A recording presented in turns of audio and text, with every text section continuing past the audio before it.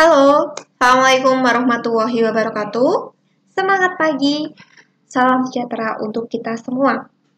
Baik, berjumpa kembali dengan saya, Bu Anita Nugrahani, di materi desain media interaktif ya. Oke, kita lanjutkan materi yang kemarin ya. Kita hari ini akan membahas tentang storyboard media interaktif.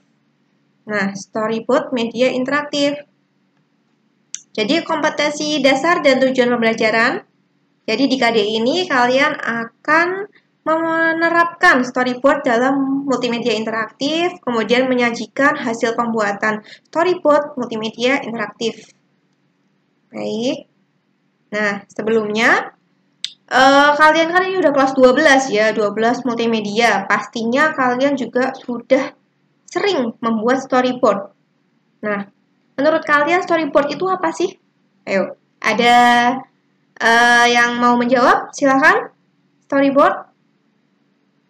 Ya, bisa juga disebut sebagai rancangan ya. Rancangan suatu media yang menceritakan alur berjalannya suatu media interaktif itu. Misalnya dimulai dari start pertama sampai akhir atau endingnya, ya kan? Jadi gini, pengertiannya storyboard itu adalah suatu kumpulan dari sketsa gambar yang disusun dengan berurutan, yang disesuaikan dengan ide atau naskah, agar cerita yang akan disampaikan itu dapat diterima dengan mudah. Sampai sini paham kan?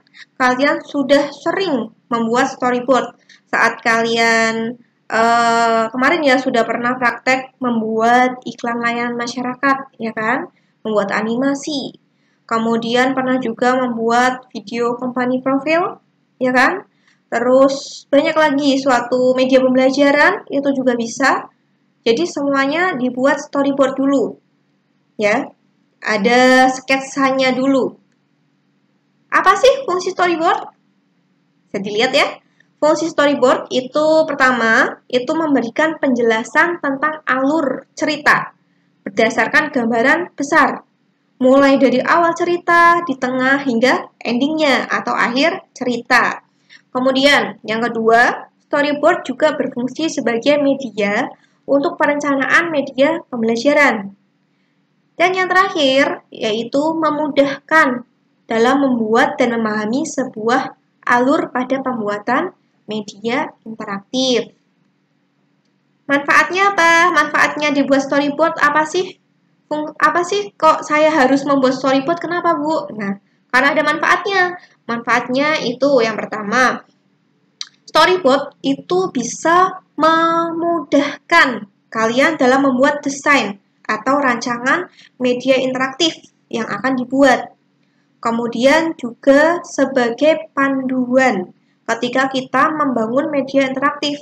Agar apa? Agar sesuai berjalan dengan apa yang diharapkan. Nah, karena di sini nanti konteksnya akan membuat media pembelajaran ya. Jadi, kalau storyboard multimedia interaktif itu sedikit berbeda dengan storyboard pembuatan film dan atau animasi. Di mana kalau yang multimedia interaktif itu ditekankan pada alur fungsi dari tombol dan halamannya, sehingga lebih mudah untuk memahaminya. Nah, di sini ada beberapa contoh dari storyboard. Kan storyboard itu maksudnya banyak ya, ada yang modelnya A, B, C, D, E. Nah, ini saya akan paparkan ya contoh dari storyboard yang pertama. Di mana contoh yang pertama ini terdapat nama tombol dan icon itu langsung dituliskan dalam satu halaman. Kemudian penjelasannya itu di kolom yang berbeda, tidak satu kolom dengan tombol atau icon. Bisa di sampingnya, bisa di bawahnya, ya kan? Bisa dilihat ya gambarnya. Kemudian di bagian atas terdapat keterangan nomor, scene, dan frame. Ada nomor, ada scene, ada juga frame. Jadi di sini nanti tiap scene itu kalian bisa gambarkan per halaman-halamannya itu yang akan ditampilkan itu apa saja sih, tombol apa aja yang ada di situ, menunya apa, terus juga bisa dituliskan fungsi dari tombol itu, dari button itu untuk apa sih.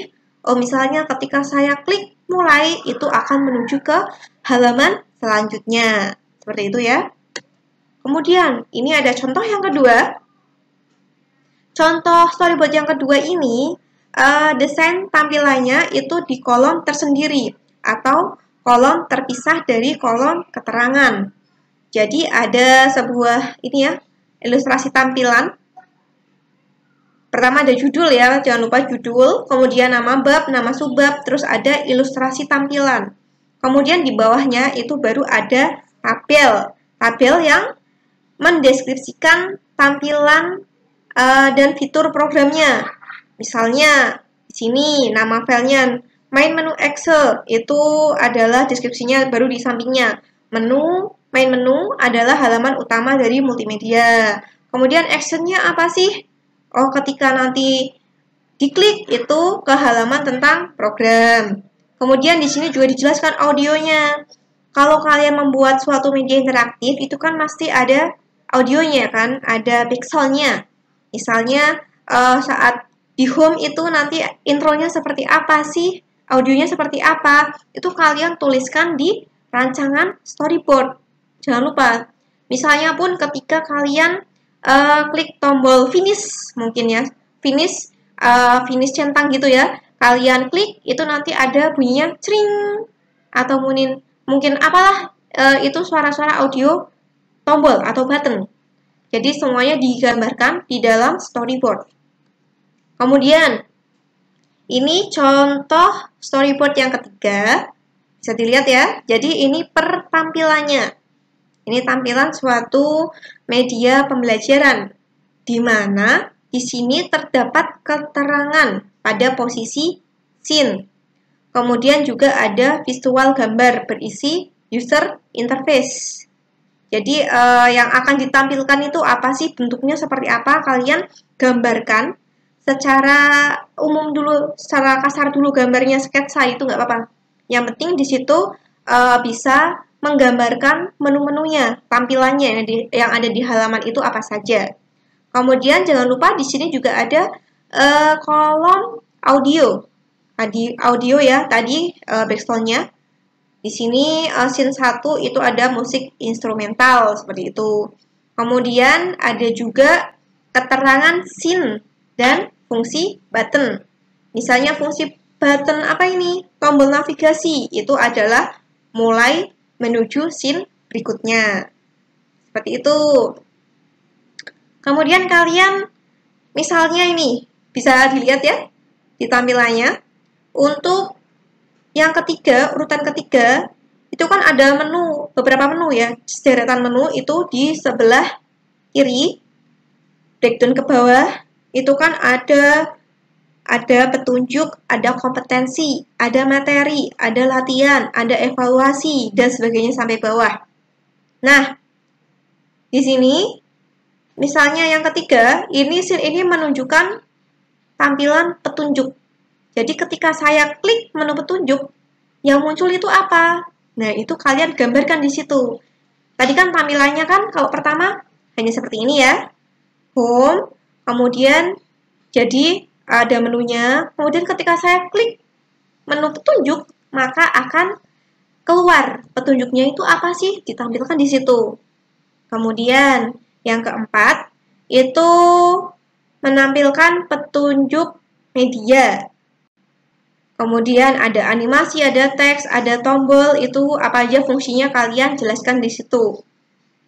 Dan yang urutan yang keenam ya, yang keenam itu kan ketika kalian klik menu kompetensi, maka akan muncul menu-menu yang ada di dalamnya, ada 3, ya kan?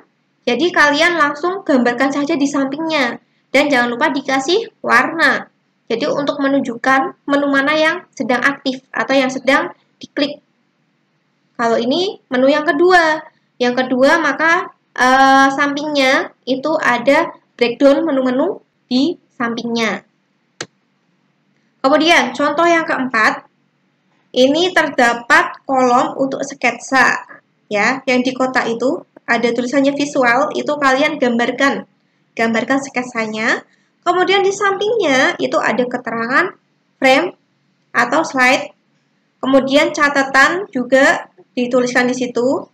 Audionya sama seperti tadi, audio yang digunakan itu apa? Misalnya ada suara kucing, suara membuka pintu, suara apa dimasukkan di situ.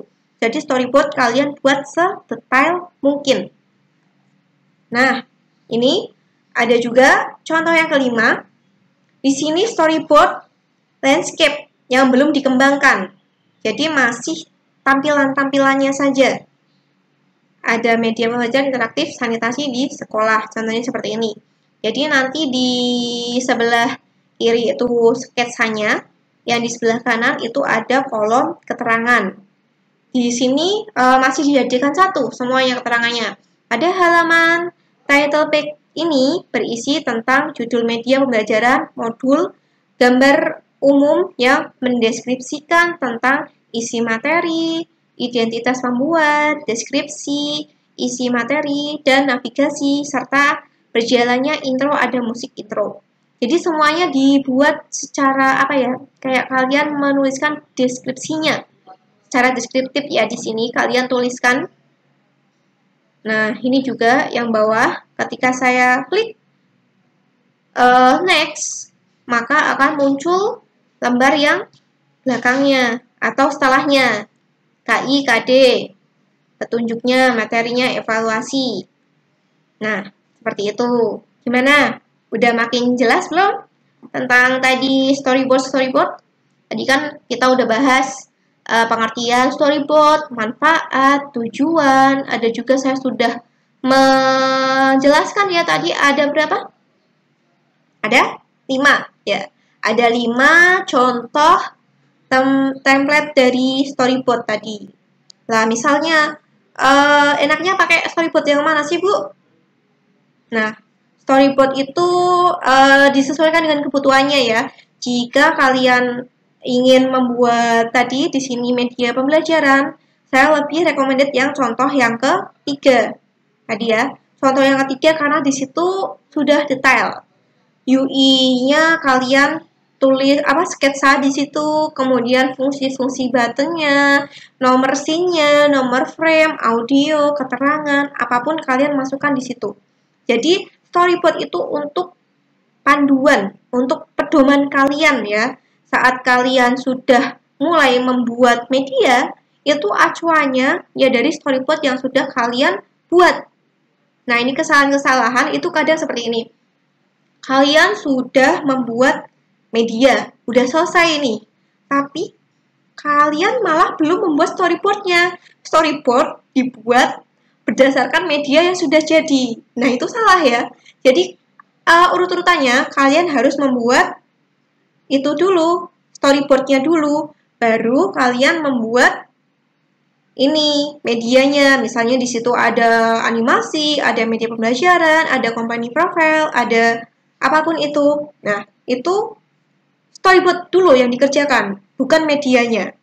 Ya, misalnya nih, kalau kalian nanti udah punya kliennya minta ini, media pembelajarannya itu seperti ini. Nah, kalian buat storyboardnya dulu. Jangan langsung kalian bikin medianya. Kalau kalian udah bikin medianya, dikasihkan ke klien, ternyata kliennya, saya kurang mas, nggak kayak gini, mau saya nggak kayak gini. Ini direvisi. Nah, revisinya sampai kapan? Ya sampai kapan kan nggak tahu kan, kalau nggak ada pedomannya. Kecuali kalian udah buat dulu rancangannya atau storyboardnya. Storyboard kalian buat, kemudian didiskusikan, ini rancangan saya seperti ini, gimana? Udah sesuai belum? Misalnya ada yang belum, ya di situ langsung direvisi di situ langsung. Oh, yang ini tambahin ini, menu ini tambahin di sininya. Itu langsung dicoret-coret di situ storyboardnya. Setelah itu storyboard kalian buat ulang, revision ya, sesuai dengan revisi yang sudah disepakati. Kemudian kalau sudah, itu buat pedoman kalian, buat perjanjian kalian ya. Jadi, oh ya, saya akan membuat sesuai dengan yang ada di storyboard. Jadi, storyboard itu sangat penting kalau kalian akan membuat suatu media interaktif. Oke? Paham ya sampai sini ya? Oke, kalau sudah, kiranya saya cukupkan sampai sekian dulu. Untuk prakteknya nanti menyusul. Oke, ada yang ditanyakan? Kalau ada yang ditanyakan, bisa dituliskan di kolom komentar. Oke, sudah ya? Ya, saya akhiri sampai di sini dulu. Terima kasih. Wassalamualaikum warahmatullahi wabarakatuh.